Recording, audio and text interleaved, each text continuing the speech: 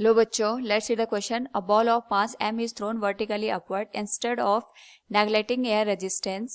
Assume that the force of air resistance has a magnitude proportional to the ball's velocity but pointing in the opposite direction. The acceleration of the ball at the highest point is, here we have given 4 options. Now to answer this question, first we will discuss here the key concept, and here the key concept will be acceleration of a given particle which is represented as net force divided by mass of the given particle.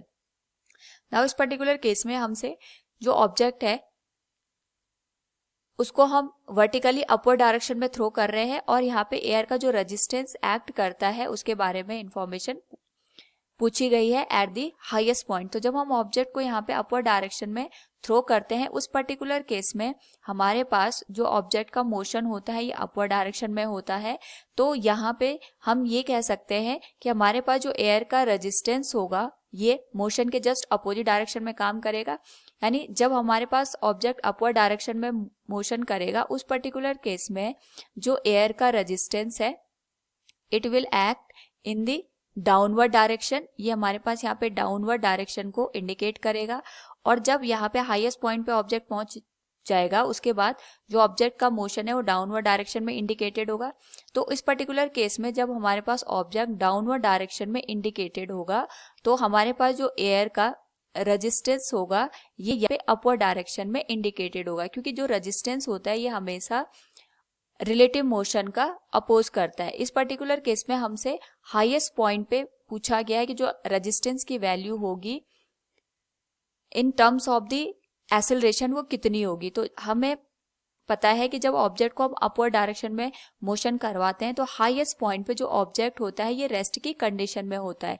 और अगर यहाँ पे object rest की condition में है तो उस पे यहाँ पे एक्सेलरेशन ड्यू टू ग्रेविटी एक ही यहाँ पे एक्सेलरेशन काम करेगा, that is due to gravitational force. तो हमारे पास यहाँ पे जो एयर का रेजिस्टेंस है वो किसी भी डायरेक्शन में काम नहीं करेगा क्योंकि जो ऑब्जेक्ट है ये रेस्ट की कंडीशन में है.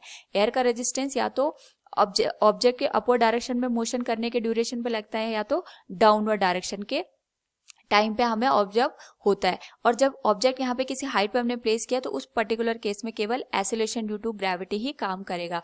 सो इस केस में अगर हम नेट ऐसे बात करेंगे so it will be given as net force divided by mass of the particle. और हाईएस्ट पॉइंट पे हमारे पास ऑब्जेक्ट पे डाउनवर्ड डायरेक्शन में केवल इसका वेट काम करता है, दैट इज mg, जिसको हम यहाँ पे लिख सकते हैं F net equals mg divided by m से m कैंसिल हो जाएगा. तो इस केस में जो नेट एक्सेलरेशन की वैल्यू आएगी that will be equal to the acceleration due to gravity. Now according to the question हमारे पास यहाँ पे हम कह सकते हैं the acceleration of the ball at the highest point is g. Option C is the right answer. Hope all you understood it. Thank you and best of luck.